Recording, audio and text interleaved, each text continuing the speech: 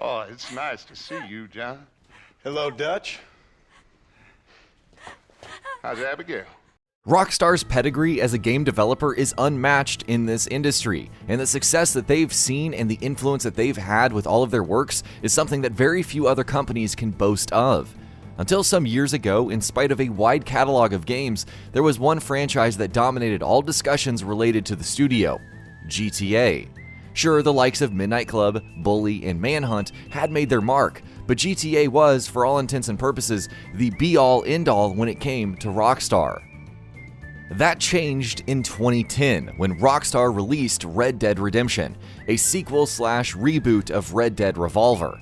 Immediately, Red Dead saw a massive spike in its value and popularity, and though it would still have a ways to go before equaling GTA's cachet, and still does, it came closer than any of Rockstar's other previous works. And that's because Red Dead Redemption was just that good.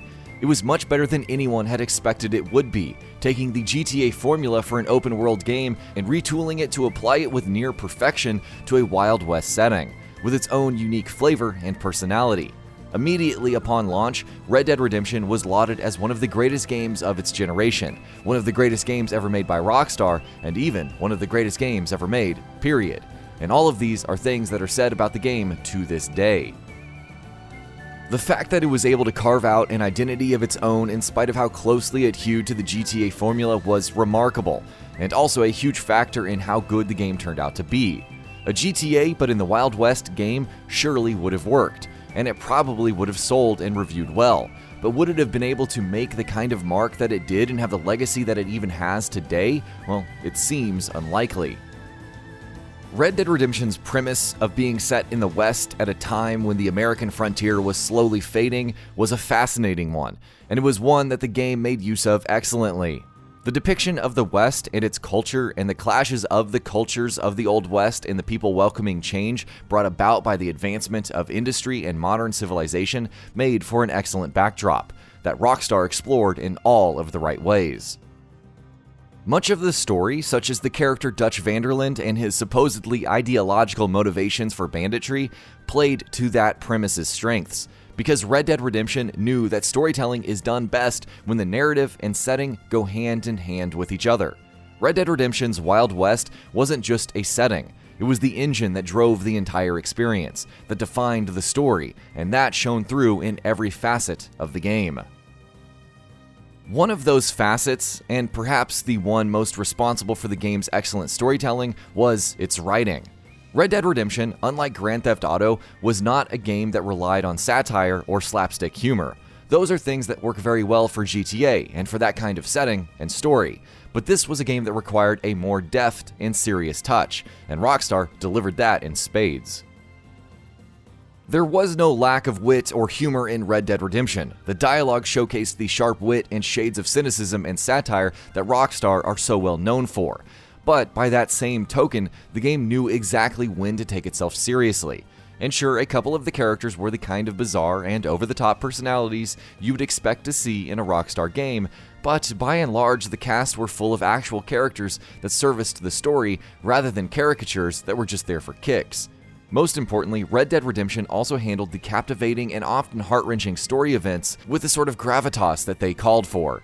It was a story we could invest in, full of characters that we could invest in, and set in a world that we could invest in. And the poster boy of that story was, of course, John Marston. Rockstar has an excellent track record with great protagonists in video games, but John Marston has to rank among their very best, right alongside Arthur Morgan in Red Dead 2. Creating a complicated character with a compelling backstory who can be convincingly funny, grave, and capable all at once is no easy task, but Rockstar surely did it with John. The excellent acting of Rob Whitehoff and the writing chops of Rockstar themselves deserve a lot of credit for that. And finally, another thing that deserves a lot of praise in Red Dead Redemption is its production values. To this day, it's one of the most expensive video games ever developed, and it totally shows.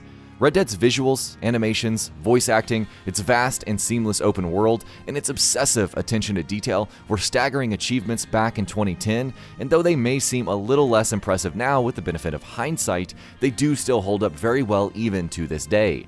The game's dynamic use of music that blends perfectly with the gameplay and everything that was happening on screen is terrific even today, and something that Rockstar successfully replicated in Red Dead 2 as well.